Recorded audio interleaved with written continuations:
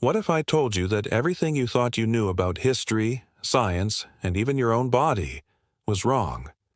From the truths you learned in school to the facts your teachers swore were real, get ready, because we're about to tear them apart. 10.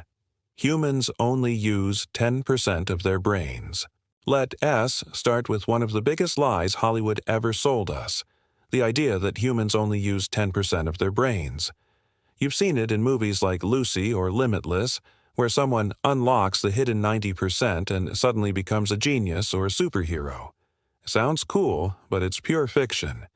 Neuroscience has completely debunked this. MRI scans show that virtually every part of the brain is active at different times, even when we're asleep.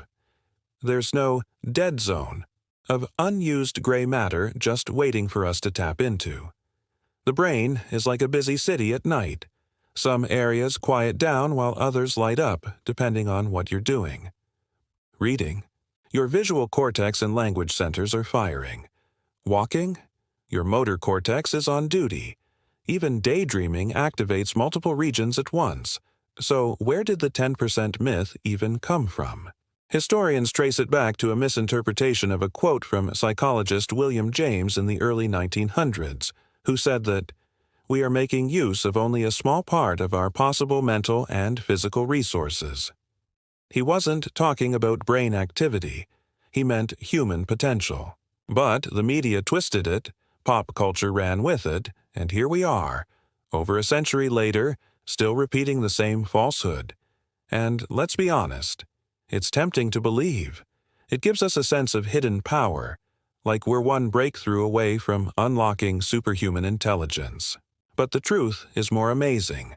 Your brain is already working full-time, managing emotions, movement, memories, and even things you never notice like regulating your heartbeat. You don't need to unlock it, you just need to understand it.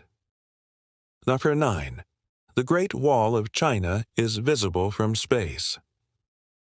Now let's take a trip to China, because our next myth might be even more famous. Everyone has heard it. The Great Wall of China is the only man-made structure visible from space. Teachers repeat it. Textbooks used to print it. But guess what? It's completely wrong. Astronauts who've actually been to space have said it themselves. The Great Wall isn't visible to the naked eye from low Earth orbit. It's simply too narrow and blends in with the natural terrain around it. The wall snakes across mountains, deserts, and valleys, using local materials like stone and packed earth, which match the color of the landscape. In fact, from orbit, even major cities like Beijing or New York are easier to see at night because of their lights, not the Great Wall. The myth actually started long before humans ever reached space. As early as the 1800s, writers were romanticizing the wall as a colossal monument visible from the moon. It sounded poetic, so it stuck. Then, when the space race began, that exaggeration quietly evolved into visible from space, and nobody bothered to check. When astronaut Neil Armstrong was asked about it after the Apollo 11 mission, he confirmed that you couldn't see it. Even China's own astronauts like Yang Liwei have said the same thing. Ironically, many other man-made things are visible from space, like roads, airports, or massive greenhouses in the deserts of Spain, because of their contrast with nature. The Great Wall just happens to blend too well. So next time someone drops that fact, you can tell them, it is not what is visible from space that matters. It is that the wall was built by millions of workers across centuries, stretching over 13,000 miles through mountains and deserts, all without modern machines. That is what makes it one of humanity's greatest achievements, not whether you can see it from orbit. Year 8. Vikings War. Horned helmets. If you close your eyes and picture a Viking, what do you see? A burly warrior with a beard, a fur cloak, and a helmet topped with 2 massive horns, right? That image has dominated pop culture for over a century, from cartoons like How to Train Your Dragon to football teams like the Minnesota Vikings. But here's the shocking truth. Real Vikings never wore horned helmets into battle. Archaeologists have dug up thousands of Viking artifacts, including helmets, weapons, and armor, and not a single one has horns. The helmets that did exist were simple, conical caps made of iron, sometimes with a nose guard designed for practicality and protection. Horns would have been an absolute disaster in combat. Imagine trying to swing your sword while those horns snag on everything or give your enemy a perfect handle to grab your headgear. So, where did this myth come from? The blame lies not with the Vikings, but with the Victorians. In the late 1800s, artists and costume designers romanticized the Norse warriors. A German costume designer named Karl Emil Doppler created horned helmets for Wagner, Der Ring der Nibelungen, an opera inspired by Norse mythology. The imagery was striking, majestic warriors with horned helmets charging across the stage. The audience loved it, and the symbol stuck. By the early 20th century, this Viking look was everywhere, from paintings to postcards to museum exhibits. In reality, if you'd met an actual Viking in the 9th century, they'd look more like practical seafarers than Hollywood villains. They were traders, explorers, and farmers as much as they were warriors. Their helmets were designed to deflect sword blows, not win costume contests. Horns, by contrast, were found on ceremonial headpieces from much earlier, used by Bronze Age priests, not Viking soldiers. So, yes, the next time someone buys a Halloween Viking helmet, you can kindly remind them they're wearing a 19th century opera prop, not history. Number 7. Napoleon was short. Now let's talk about one of the most famous short kings in history, Napoleon Bonaparte. Everyone knows he was short, right? Teachers joke about it, comedians make fun of it, and psychologists even named an inferiority complex after him, the Napoleon complex. But the truth, Napoleon wasn't short at all. In fact, he was about average height for his time. Historical records list him at around 5 feet 6 or 5 feet 7 inches, completely normal for a Frenchman in the early 19th century. The confusion comes from a simple but hilarious misunderstanding between two measurement systems. French inches, or pouces, were slightly longer than English inches. When British newspapers reported his height after his death, they used English measurements, making him appear 2 or 3 inches shorter than he actually was. Add in a dose of propaganda, and the myth was born. See, the British hated Napoleon. He'd conquered much of Europe, humiliated their allies, and nearly brought Britain to its knees. So, their caricaturists depicted him as a tiny man with a big temper, a classic case of psychological warfare. The more ridiculous he looked, the more heroic his British enemies appeared. And people ate it up. Political cartoons showed him standing on stools, yelling at towering generals, or being carried around like a child throwing tantrums. Ironically, many who met Napoleon in person described him as commanding and physically imposing.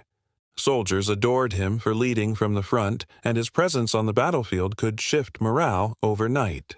He often surrounded himself with the Imperial Guard, men who were unusually tall, which may have made him look smaller by comparison. But make no mistake, Napoleon wasn't short. He just had tall bodyguards and short enemies with long memories. The best part? This little misunderstanding shaped his legacy for centuries.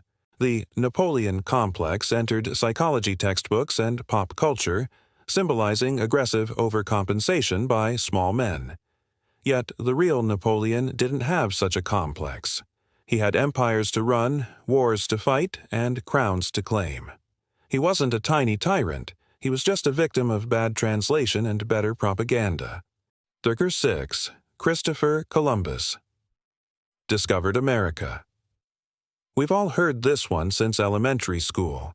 In 1492, Columbus sailed the ocean blue. It's catchy, it's simple, and it's completely wrong. Christopher Columbus didn't discover America. Not only were there already millions of people living here for thousands of years, but Columbus himself never even set foot on the land that is today the United States. His voyages took him to the Caribbean, places like the Bahamas, Cuba, and Hispaniola. modern-day Haiti and the Dominican Republic, but he never reached the North American mainland. The myth that he discovered America was crafted later, mainly by European historians and American nationalists who wanted a heroic origin story. In reality, Columbus's arrival in 1492 marked the beginning of colonization, exploitation, and devastation for indigenous populations, not the start of a brand new world. Entire civilizations like the Taino, Aztec, and Inca suffered unimaginable losses. Diseases, slavery, and conquest wiped out millions. What makes the story even more twisted is that Columbus wasn't even the first non-native person to reach the Americas. Centuries before him, around the year 1000, Norse explorer Leif Erikson sailed from Greenland and landed on the coast of what is now Newfoundland, Canada. Archaeologists have even found remains of a Viking settlement called El Anants o Meadows, proof that Europeans knew of North America long before Columbus was even born. So, why do we still celebrate him? Largely because of how history was written. When the United States was forming its national identity in the 18th and 19th centuries, Columbus was turned into a symbol of exploration, bravery, and Christian expansion. Monuments were built, parades were held, and an entire holiday was created in his honor. It didn't matter that he thought he'd landed in Asia, or that his actions led to suffering on an unimaginable scale. What mattered was the myth, a neat, patriotic tale that fit the narrative. But the truth is far messier. Columbus wasn't a visionary hero. He was a man driven by greed, religion, and imperial ambition. And yet, by uncovering the real story, we gain something even more valuable than the legend. A deeper understanding of how history is shaped not by who finds the truth, but by who tells it. Sir 5. Medieval people thought the earth was flat. Here's another textbook classic. Medieval people believed the earth was flat, and only modern science discovered it was round. Teachers use it as an example of how ignorant the Middle Ages supposedly were. But once again, that's not true. In fact, educated people have known the earth was round since ancient Greece, over 2,000 years before Columbus ever set sail. By the 6th century BC, Greek philosophers like Pythagoras and later Aristotle had already reasoned that the earth was spherical. They observed ships disappearing hull first over the horizon and the circular shadow the earth cast on the moon during a lunar eclipse. By the Middle Ages, these ideas were well established. Medieval scholars like Thomas Aquinas and even church authorities accepted that the earth was round. It wasn't a controversial idea at all. So how did the flat earth myth begin? Ironically, it started much later, during the 19th century. Writers in Europe and America wanted to paint the Middle Ages as a dark age of ignorance and superstition, where religion suppressed science. Authors like Washington Irving, who also wrote The Legend of Sleepy Hollow, dramatized Columbus's story, claiming he had to convince everyone that the world was round. In reality, his debate wasn't about the shape of the earth, it was about its size. Most scholars already agreed it was a sphere. They just thought it was too large to sail around. The flat earth narrative became a convenient metaphor for progress versus ignorance. It gave modern thinkers a way to glorify themselves as enlightened while mocking the past. And, to make things worse, the myth spread through schoolbooks and illustrations, cementing itself in pop culture. Even today, you'll hear people say, "Back then, they thought the earth was flat," as if it's common knowledge. But the irony is delicious, because if you went back to medieval Europe and told a scholar the earth was flat, you would have been the one laughed out of the room. They already had globes, star charts, and a surprisingly accurate understanding of astronomy for their time. The flat earth myth tells us less about the Middle Ages and more about how modern people like to feel superior to history. In other words, it wasn't the medieval world that was blind, it was our version of it. Number 4, Einstein failed math in school. If you ever struggled in math class, chances are someone tried to comfort you with this line: "Don't worry, even Einstein failed math." It's repeated by teachers, parents, and motivational speakers everywhere. But here's the truth. Albert Einstein never failed math. Not even close. In fact, by the time he was 12, he had already mastered differential and integral calculus, subjects most people don't even see until college. So where did this ridiculous myth come from? It all started with a misunderstanding of Swiss grading systems. When Einstein was a teenager in the late 1800s, he attended school in Switzerland, where grades were reversed from the German system. A 6 was the highest score, and a 1 was the lowest. Years later, when reporters saw old records showing Einstein receiving 1s, they assumed he had failed, not realizing the grading scale was flipped. The story spread like wildfire because it was catchy. After all, who doesn't love the idea of a genius overcoming failure? But Einstein's real school record tells a completely different story. He excelled in math and physics from a young age but clashed with rigid authoritarian teachers who hated his questioning attitude. He once said, "Education is what remains after one has forgotten what one has learned in school." That rebellious streak, not academic failure, was what got him into trouble. The irony is that the failed math myth actually reinforces what made Einstein great, his curiosity and refusal to accept things at face value. He didn't just memorize formulas, he wanted to understand how the universe worked. His 1905 Miracle Year papers on special relativity, Brownian motion, and the photoelectric effect were written by a man who thought beyond equations. But the myth persists because it's comforting. It tells people that genius can bloom even after failure. It's not entirely wrong in spirit, but in Einstein's case, it's factually false. He wasn't bad at math, he was redefining it. Number 3. Goldfish have a 3-second memory. Now let S dive underwater for one of the most persistent, and surprisingly insulting, myths in animal history, that goldfish have a 3-second memory. You've probably heard it at some point, usually as a joke about forgetfulness. But goldfish actually have far better memories than we give them credit for. In fact, they can remember things for months. Scientific studies have shown that goldfish can learn to associate certain sounds or colors with feeding times, recognize their owners, and even navigate mazes. One study at the University of Plymouth trained goldfish to press a lever to receive food, something they could remember weeks later, long after the experiment ended. Another experiment showed that they could distinguish between different shapes and even colors. 3 seconds.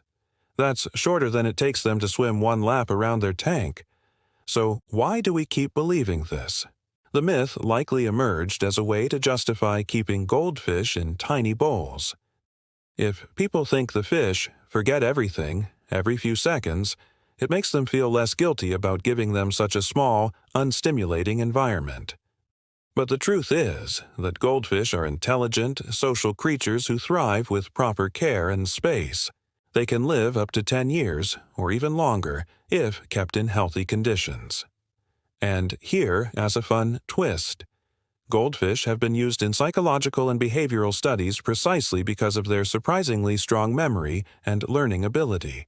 They can adapt to changes in light, feeding schedules, and water conditions far better than most people realize. The myth also says something deeper about us humans. We underestimate what we don't understand.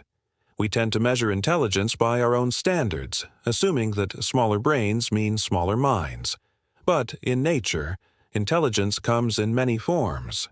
A goldfish may not solve math problems, but it can remember its tank layout, recognize faces, and respond to patterns. That's not forgetfulness, that's survival.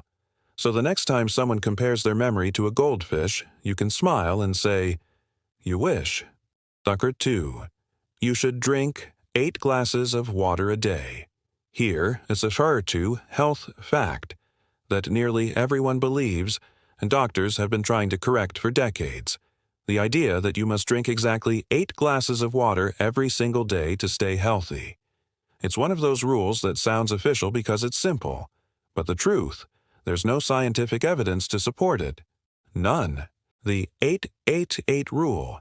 ate 8-ounce glasses a day most likely came from a 1945 U.S. Food and Nutrition Board report that stated adults need about 2.5 liters of water daily. But what everyone ignored was the next sentence. Most of that amount comes from food and other beverages. Fruits, vegetables, tea, coffee, milk, soup, they all count toward your daily hydration. So, unless you live in the desert or run marathons every day, your body is already doing a great job of balancing water on its own. The human body is an incredible self-regulating system. Your brain constantly monitors hydration through the hypothalamus, signaling thirst exactly when you need more fluids. You don't need to drown yourself in water bottles every hour. The 8 glasses number is just a convenient myth turned into marketing gold. Companies selling bottled water and wellness products have been more than happy to keep it alive. In reality, the right amount of water depends on your body weight, diet, and activity level. If you eat a lot of fruits or soups, you may need less. If you live in a hot climate or work physically, you'll need more. Too much water can actually harm you, diluting sodium levels in your blood and leading to a dangerous condition called hyponatremia. So, ironically, trying too hard to be healthy can backfire. Here's the real rule. Listen to your body. If you're thirsty, drink. If you're not, don't force it. That's it. Your kidneys, not TikTok, know best. Derp 1. Bats are blind. And finally, our top myth, one that has been haunting biology classrooms and Halloween decorations for centuries. Blind as a bat. It's such a common saying that most people assume it's literally true. But bats are not blind. In fact, many species of bats have excellent eyesight, sometimes even better than humans in low light. The confusion comes from the fact that bats use echolocation, emitting high-frequency sounds that bounce off objects, to navigate and hunt insects in the dark. Because this system is so sophisticated, people assumed they must be blind and rely only on sonar vision. But echolocation is in addition to their eyes, not instead of them. Fruit bats, for example, have large, well-developed eyes adapted for night vision, allowing them to see long distances and even detect ultraviolet light. The myth of the blind bat probably began centuries ago when people didn't understand echolocation and saw bats flying erratically at night. To early observers, they seemed to be stumbling blindly through the air. But modern studies show that bats integrate visual, auditory, and even magnetic cues to move with incredible precision. When scientists temporarily block echolocation, bats still avoid obstacles. They simply rely more on sight. So, no, they're not blind. They just don't need to see the way we do. Evolution gave them one of the most advanced sensory systems in the animal kingdom, perfectly tuned for nocturnal life. The phrase, blind as a bat, is not only wrong, it is an insult to one of nature's most impressive navigators. When you look at all 10 of these myths together, a clear pattern appears. We love stories that sound simple, tidy, and comforting, even if they're wrong. Whether it's thinking we only use 10% of our brains, believing Vikings wore horned helmets, or picturing a short Napoleon screaming at generals, these false facts stick because they make the world feel easier to understand. But reality is always more fascinating. The truth isn't neat, it's messy, complex, and full of surprises. Columbus didn't discover America. Einstein didn't fail math, and goldfish aren't idiots. The world is full of details that challenge what we think we know, and that is exactly what makes it worth exploring. Every fact you question brings you one step closer to real understanding. So next time someone confidently drops one of these truths in conversation, smile and tell them, "Actually, that's a myth." You might just blow their mind and spark a conversation that spreads real knowledge instead of recycled half-truths. If you liked this video, don't forget to hit like and share to help it reach more curious minds. Subscribe to our channel so you won't miss any of our future deep dives into history, science, and the strange things we all still believe. Want to go even deeper? Click Join to become a channel member. You'll unlock exclusive content, behind-the-scenes videos, and early access to upcoming topics. And if you'd like to support the channel directly, tap the Thanks button below. Every contribution helps us keep uncovering the truth behind the myths. Thanks for watching, and remember, question everything, because the truth is always stranger than the myth.